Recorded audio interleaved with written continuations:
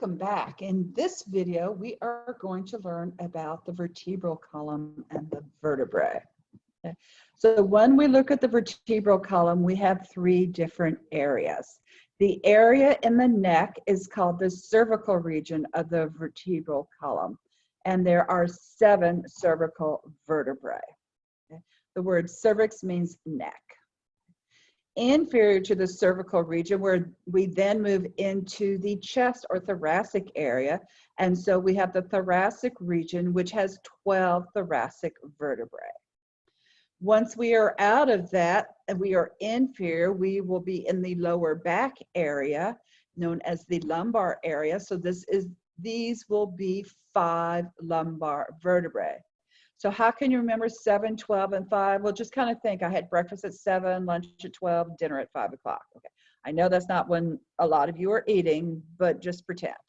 Okay, 7 cervical vertebrae, 12 thoracic vertebrae, 5 lumbar vertebrae. Inferior to the lumbar region, there is one huge triangular shaped vertebra, which is the sacrum, so that's the sacral region. And then below that, you have your little tiny tail, you have your coccygeal vertebrae. So let's go ahead and get started and learn about the specific vertebrae. But before we go that, what I want you to realize is between each of these vertebrae, we have an extra piece of cartilage. And that piece of cartilage is called the intervertebral disc, and you'll learn more about its structure in lecture. So here's what a typical thoracic vertebrae looks like from the side. What animal's head do you think it kind of looks like? I'm going to put it on a black background so you can see, or I'll put it on, I don't know. A giraffe's head, okay? So when you're looking at the giraffe's head, always make sure the nose is pointing downwards. So if you have a vertebrae that looks kind of like a giraffe, that's a thoracic vertebrae. In contrast to that animal's head, look at this one. Do you see how this one looks like a moose's head? Okay, and the nose is not, the nose still goes down, but it's not a long pointy one, it's more of a flat, abruptly cut one. So that's what a lumbar vertebrae looks like from the side.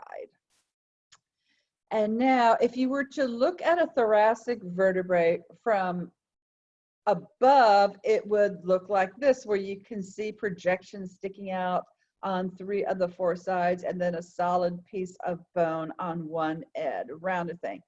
And if you contrast that to this one on the side, they look very similar. But the one in my left hand now, if I tilt it where you look at it from above, what you would notice is this one has 2 extra holes. So there are 3 foramina, whereas the thoracic vertebrae only has the 1 large hole. So thoracic vertebrae and cervical vertebrae can look very similar from on side, but from above, the cervical vertebrae has 3 foramina. So now I want to talk about the landmarks that are found on all of these vertebrae. And so in all the pictures, they're going to be arranged exactly the same. In the lower left, that's a cervical vertebrae. On the lower right, that's a lumbar vertebrae. And then up above, that is a thoracic vertebrae. And so we're looking at all of them from this kind of a view now, not this kind of a view. So the first thing is the main part, the more solid mass of the vertebrae, and that's called the body of the vertebrae. And if you, I think you can tell from looking at it, this is the part that has the least projections coming off of it. So this is the smoothest part. So this part is actually the anterior part of the vertebrae. And so vertebrae are one of the 2 places in anatomy where typically we put the anterior part inferiorly. Everywhere else will always have anterior superior, but for this one, we're actually showing anterior portion being in an inferior direction, which means that this pointy part out here, that's what you're feeling when you're giving somebody a back rub and you feel the bump, bump, bump, bump, bump. You are feeling the nose of the giraffe and the moose. So from the body of the vertebrae moving posteriorly, I think you can see attached to it, there's like two tiny little legs kind of sticking up above it. And each of those is called a pedicle. So you notice I don't have a picture of a cervical vertebrae. I only have thoracic on the left and lumbar on the right on this particular slide. So that's the pedicle. Continuing posteriorly, now we have processes which are going out in the transverse plane. So if you don't understand that, here is what it looks like at this view. And when I turn it this way, you can clearly see the processes are going out in a transverse plane. So that explains why they're called transverse processes. And on the cervical vertebrae, you can see that the extra two foramina are located in each of the transverse processes. Continuing posteriorly from the transverse processes, we have this area right here on each side, which is called the lamina. Perhaps you've heard of somebody who's had a laminectomy. They've cut this for a ruptured disc. This is the part of the bone that they cut out so that the nerves aren't being pushed against this. And then that brings us to between the two lamina. Oh, and by the way, before I move on, which two vertebrae are showing here? That's right, on the left, that's a cervical vertebrae, and on the right, that's a thoracic vertebrae, not a lumbar vertebrae, okay? Now, lastly, let's go between the two lamina. The nose is called the spinous process. So sometimes the nose of a cervical vertebrae looks exactly like that of a thoracic vertebrae. So like the lowest of the cervical vertebrae are going to look like the uppermost of the thoracic vertebrae. But as you get higher up, what happens is the spinous process of the cervical vertebrae has this bifid or this split appearance. So that is normal. Okay. So what we have just done is made a complete circle. So I'm going to point to the thoracic one. We started with the body, then we had a pedicle, a transverse process, a lamina, a spinous process, the other lamina, another transverse process, the other pedicle, and then we're back down to the body. So we made a complete ring of bone. So that's what gives us our foramen in the middle of this bone. And that foramen is called the vertebral foramen, and the spinal cord is what travels through the vertebral foramen. Okay. So notice in the cervical vertebrae, it's kind of triangular shaped, and in the lumbar and thoracic vertebrae, it's got a slightly different appearance. Okay. So if you take a vertebrae, let me go back to a lateral picture from a long time ago. Okay. If you look at the lateral view of the lumbar vertebrae and the thoracic vertebrae,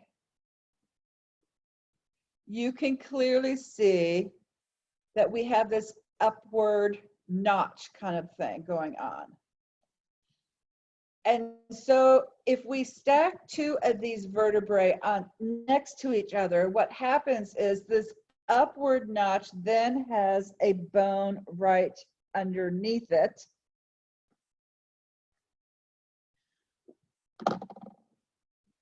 Which gives us an opening that didn't exist before, because each bone only has half of that opening, okay?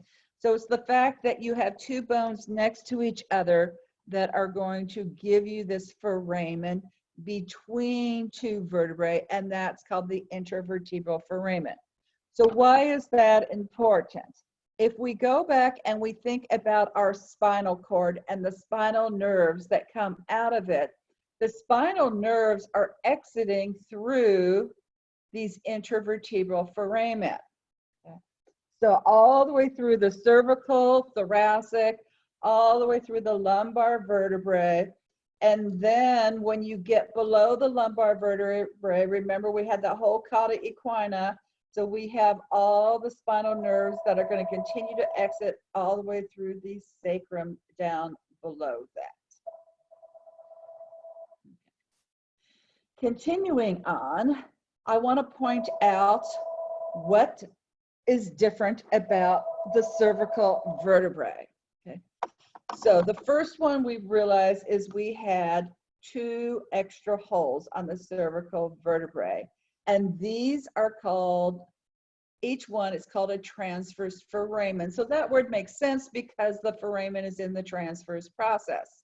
And so what happens is we have some blood vessels in our chest which need to go up inside the skull, and they will travel through the transverse foramina to get up there. And similar, we have a blood vessel in the skull which is going to come down through the transverse foramen to get back into the chest. Now there's a couple of other things. Look at this vertebrae and what is different. Okay, so I know you want to say there isn't a spinous process, but there is a spinous process. It's just super, super short. But what is missing? What's the big structure that's missing from this one that's still present in this one? That's right, there's no body, okay? There's no body in this cervical vertebrae. There's only one cervical vertebrae that doesn't have a body, and that is the first cervical vertebrae, C1, but it has a special name you need to learn. So anytime you see this vertebrae, it's called the atlas, okay?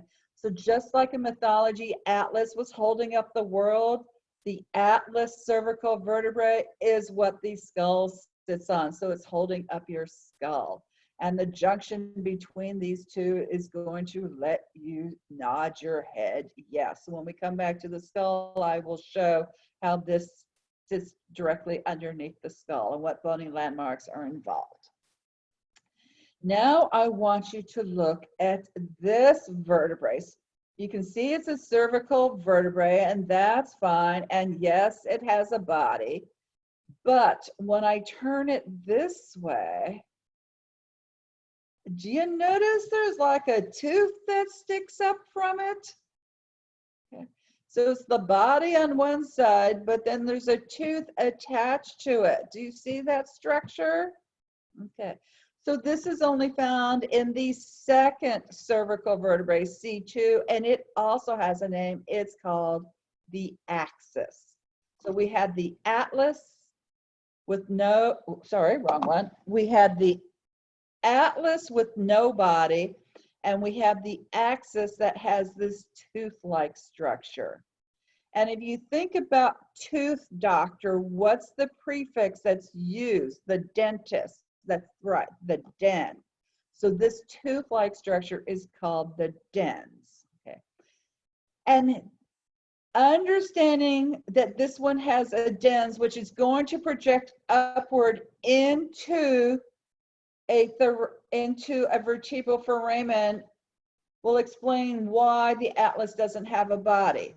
If we took a normal cervical vertebrae and we took the dens, it would fill up all the space where the where the spinal cord belongs.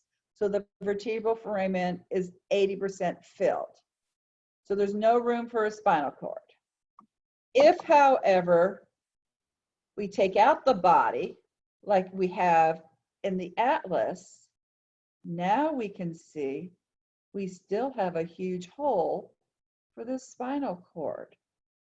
And so what the dens allows to happen is for you to rotate your head to say no. So 2 very important reasons why the atlas and the axis are shaped differently.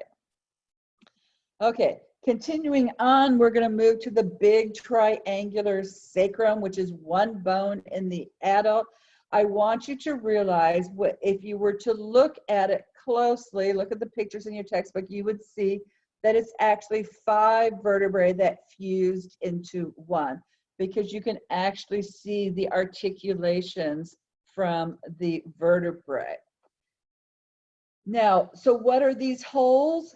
These holes are the intervertebral foramina, okay? And they're just all fused together. Yes, we still have an opening for where the spinal cord was when you were a fetus. Because remember, it was all the way down in the sacrum, and then as the spine grew longer, the end of the spinal cord moved to the L1-2 area. So this is what the sacrum looks like, and notice it doesn't come all the way to a complete point, because the point part is a different bone, and that is the coccyx. So this part right here, this is the coccyx. The sacrum ends right there, and the coccyx begins right there. And what the coccyx is, it's usually about 4 tiny little vertebrae that have fused together. So the last couple of comments. Now that we understand the sacrum has these big ear parts on it up here at the top part. And this is where it's going to form an articulation with the ilium of the coxal bone. And so this area right there is called the sacroiliac joint. Make sure it's sacroiliac. It's not called the iliosacral joint. So sacroiliac joint. And you can clearly see it on x-rays as this darker line here, because it's not bone. Bone is white on the x-ray, and so the darker gray is not bone. And so on one side I put a circle around it, and the other side I put a bunch of little arrows to point it out to you. So the sacroiliac joint is what gives us that complete bony pelvis, the entire ring going there. And then the last thing, now that we have a sacrum, we can revisit the pelvic brim, which is going across parts of the coxal bone, and then it continues right across the most superior part of the sacrum. Okay. And that gives us our pelvic brim. And with that, we are done with the vertebral column, and I will see you again soon. And thank you for all your studying.